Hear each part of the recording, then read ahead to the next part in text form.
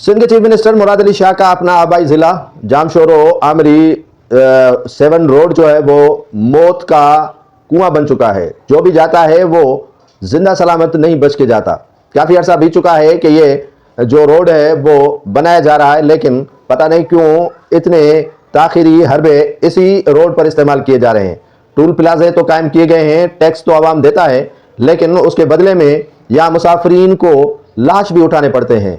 एक हफ्ता कबल एक दुबई से आए हुए 3 जो सगे भाई थे, उनकी लाश उठानी पड़ी। ज़ायरीन तो हादसात का शिकार होते ही हैं।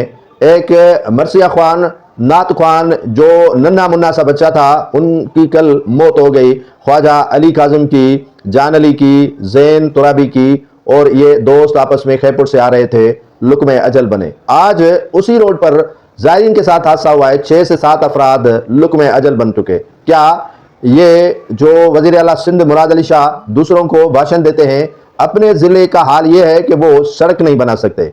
आप कराची में तो दावा करते हैं कि हमने सड़कें बना ली, अस्पतालें बना ली, लेकिन अपने ज़िले का हाल ये है कि चिराग तले अंधेरा।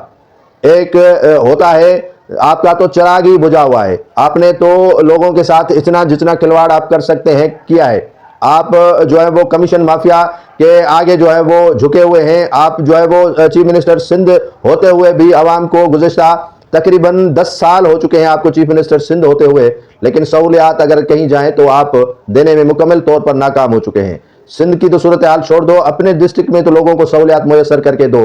वहाँ तो लोगों की इतनी अमवात जो हो रही हैं, उनको तो रोकने की कोशिश करें। पता नहीं कौन से जो है वो लोगों को सुहाने ख्वाब दिखाने में पड़े हैं, कमीशन खाने में मसरूफ़ हैं, करप्शन करने में मसरूफ़ हैं, लेकिन जो आवाम को सहूलत है वो तो मुयसर करके दें।